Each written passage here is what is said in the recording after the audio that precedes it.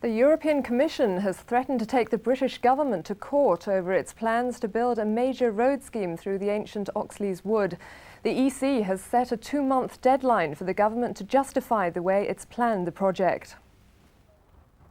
The campaign to save Oxley's Wood today received another boost from Brussels. The Environment Commissioner has repeated criticism about the way the government planned a major road here. They've got 2 months to explain, otherwise the Commission will take them to court.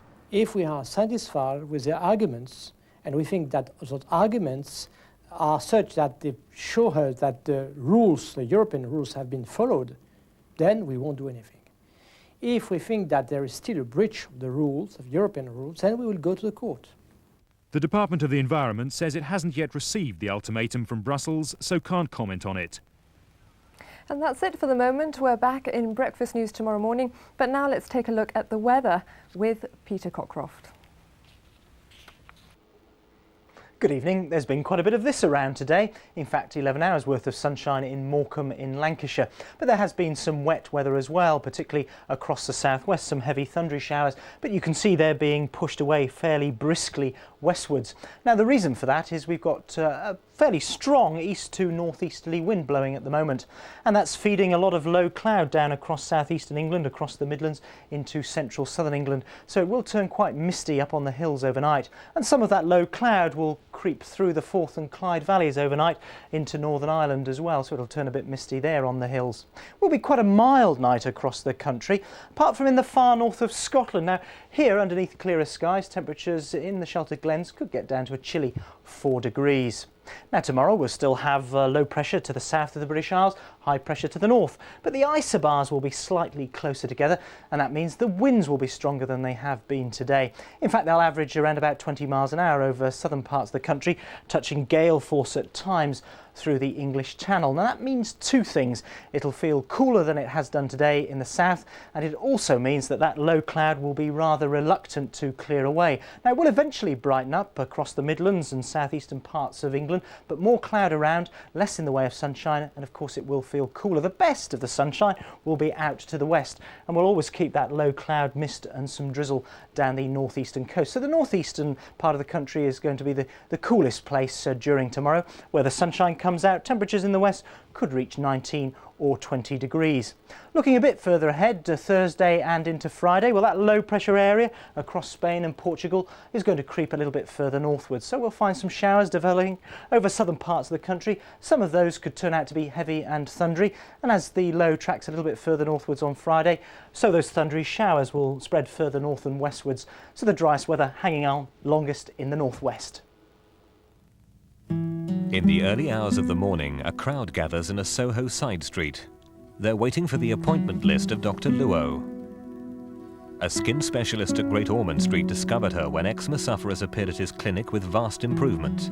He knew it was nothing he'd done. Some medical experts have expressed doubts. We may be pushing too far too fast. But Dr. Atherton took the courageous decision to collaborate with Chinese medicine. A Chinese Cure for Eczema, QED, tomorrow 9:30 on BBC1.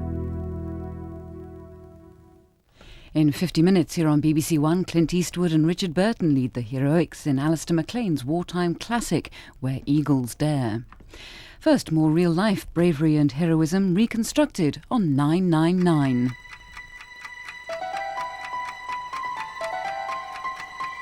All of tonight's rescues are true stories. We've sometimes used actors or stuntmen, but everything you see and hear is based on the accounts of the people involved. They've helped us to reconstruct events as they happened.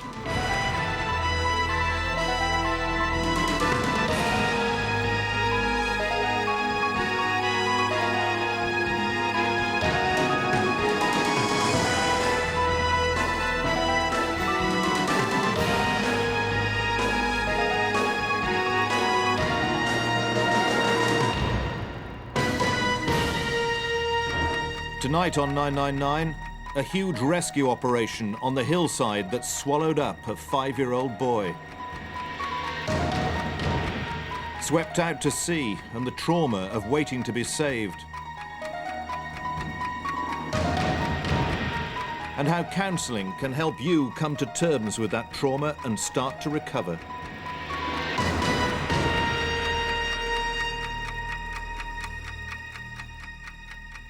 This is Cannock Chase. It's designated an area of outstanding natural beauty, which every year attracts nearly 1 million visitors. They come to walk, picnic, look at the wildlife, and just enjoy the countryside. But there's another side to the chase. For nearly 100 years, coal has been mined from under these hills, leaving behind a vast network of mine workings. As a result, just occasionally, the land can become unstable. Holes can open up in the ground, particularly if there's been heavy rain. There's no risk if you stick to the footpaths, but if you wander off the paths through the vegetation on the hillside, then there is just a danger that you might be swallowed up by the earth. During the reconstruction you're about to see, we've used actors to play the parts of the families involved. But the rescuers all agreed to play themselves, to show in more detail than ever before exactly what happened. And who knows, maybe I'll make it. That's obviously only the briefest guide to post-traumatic stress. If you want to find out more, write for the 999 Lifesaver Guide, which has facts and figures about all the information in this series. Send a cheque for £2.50, payable to BBC Education, to the 999 Lifesaver Guide, PO Box 7, London W3 6XJ. And you can find that address, as well as other life-saving information, on CFAX, page 686.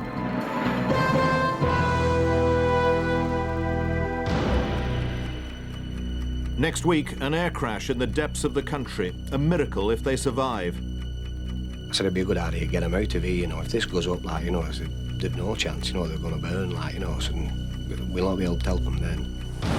Trapped in freezing water, and the passer-by who simply wouldn't let the boy drown.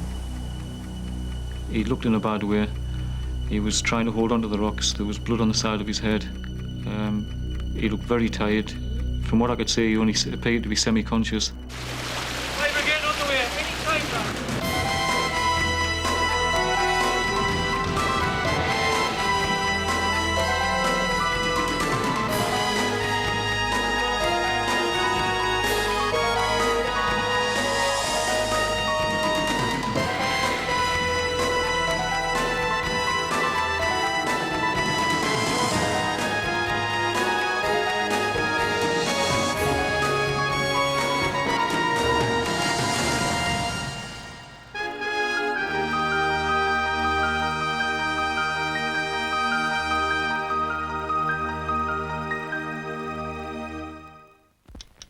Some mornings, things don't quite work out as planned. But still, with a little bit of luck, he may survive the worst day of his life. It'll be just beyond that next hedge.